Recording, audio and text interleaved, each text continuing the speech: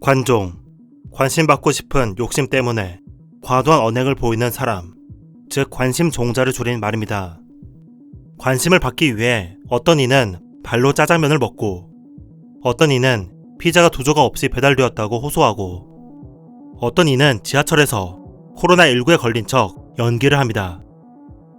원조는 미국에 있습니다. 미국 미성년자들 사이에서는 2010년대 초부터 1분짜리 방귀 마스크 영상이 유행했습니다. 밀폐형 마스크에 튜브를 연결하고 그 끝에 누군가 방귀를 뀌면 괴로워하는 거죠. 이 외에도 체제를 먹고 구토하는 모습을 업로드하는가 하면 건물 옥상에서 돈을 뿌리고 이에 미친듯이 반응하는 행인들의 모습을 영상으로 찍습니다. 2010년도부터 유행한 관종이라는 단어는 유난히 튀는 행동이나 말을 하는 사람을 비하하기 위해 쓰였습니다. 반면 최근 들어서 관종은 긍정적인 의미로도 쓰이기 시작했는데요. 일부 연예인들은 스스로를 관종으로 칭하기를 꺼리지 않고 오히려 이를 자신의 컨셉으로 활용하고 있습니다. 관심은 이제 하나의 화폐로 작용하여 더 많은 관심을 불러오는 사람이 더 많은 돈과 지위를 얻고 있는데요. 관심을 올바르게 끌어내고 활용하기 위해 관종을 연구해 볼 필요가 있습니다. 90년생이 온다로 밀레니얼 세대 연구에 붐을 일으킨 임홍택 저자가 이번에는 관종을 주제로 한 책을 갖고 나왔습니다. 관종의 조건입니다. 관종은 다음 2가지로 나눌 수 있다고 저자는 말합니다. 하나는 관심병자입니다. 이들은 관심을 통해 비뚤어진 쾌락을 추구합니다. 관심을 받기 위해 총기 난사를 하는가 하면 인터넷 공간에서는 악플을 달고 분란을 일으키는 트롤링을 일삼죠. 다른 하나는 관심 추종자입니다. 이들은 누구에게나 있는 인정 욕구를 위해 관심을 끄는 행동을 합니다. 지나치지 않게 호기심을 끄는 콘텐츠를 만드는 크리에이터가 여기에 속합니다. 저자가 살펴보고자 하는 것도 관심 추종자로서의 관종이죠. 관종의 시작은 개인이 아니라 기업이었습니다. 기업은 한정된 소비자의 관심을 끌 수 있는 다양한 마케팅 전략을 고민해왔죠. 전통적인 관심 산업인 TV 산업에서는 광고주에게 시청 룰을 기반으로 광고비를 매겼습니다. 반면 인터넷 시대가 되면서 플랫폼들은 개별 사용자가 어떤 영상을 얼마나 오래 보았는지 시간을 측정할 수 있게 되었습니다. 시간을 기준으로 관심의 가치가 정해졌습니다. 시간에 따라 광고비를 측정했고, 그렇게 관심은 돈이라는 화폐로 교환 가능해졌습니다. 이른바 관심 화폐가 만들어진 것이죠. 2019년 초중고등학생의 장래 희망 조사에서 크리에이터가 의사를 제치고 3위로 뛰어 올랐습니다. 유명한 사람이 되면서 동시에 그 유명세로 꽤 큰 돈을 벌 수 있다는 것을 학생들도 알게 된 것이죠.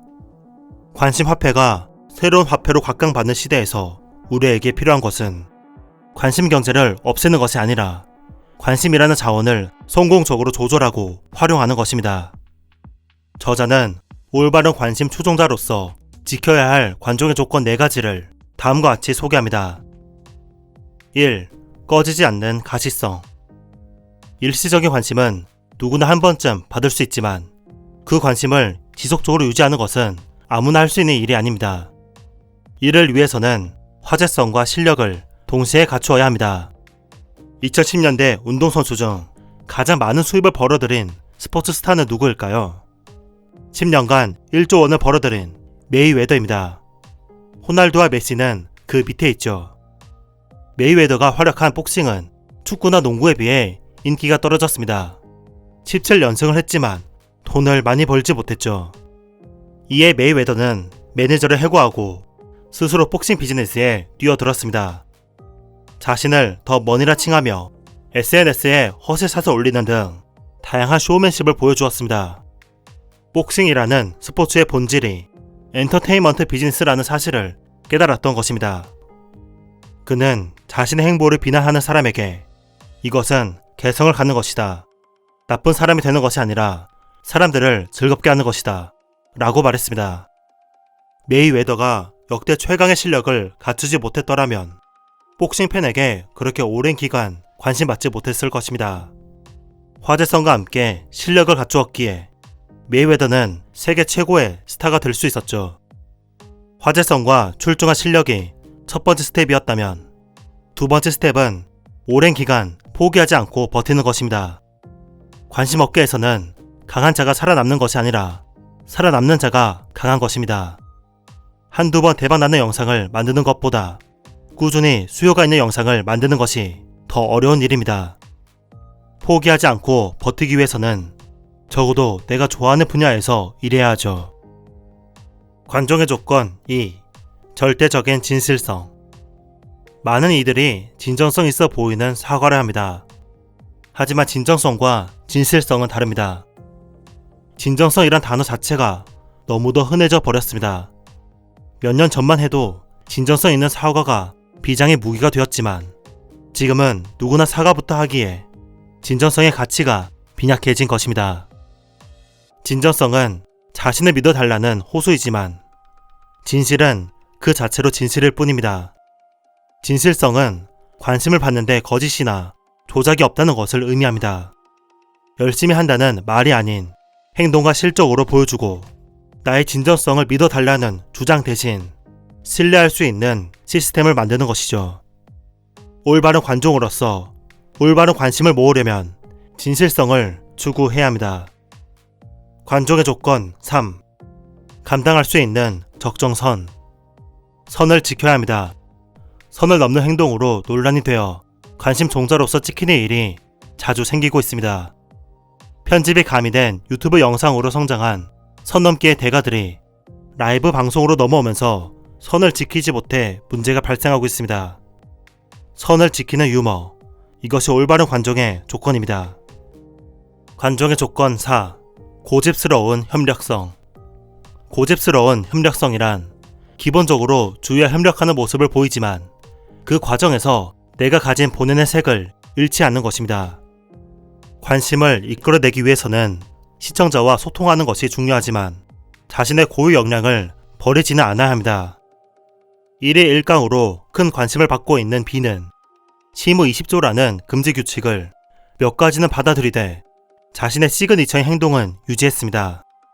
그것이 B의 개성이고 매력이니까요. 핵심은 내가 가진 본연의 색을 잃지 않는 수준에서 소통과 협력을 이뤄내는 것입니다. 정리하면 올바른 관종의 조건은 다음과 같습니다. 1. 꺼지지 않는 가시성. 계속 보여야 합니다. 2. 절대적인 진실성. 진정성이 아니라 진실성을 추구해야 합니다. 3. 감당할 수 있는 적정선. 선을 지켜야 합니다. 4. 고집스러운 협력성. 자신만의 색을 잃지 않아야 합니다. 관심을 이끌어야 하는 일을 하고 있다면, 관심 경제에 관심이 있다면 관종의 조건을 추천합니다.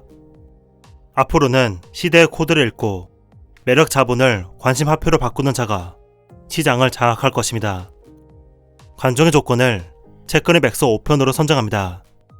댓글에 있는 링크를 통해 신청하시면 추첨을 통해 책 100권을 전달드립니다. 책그림이었습니다. 감사합니다.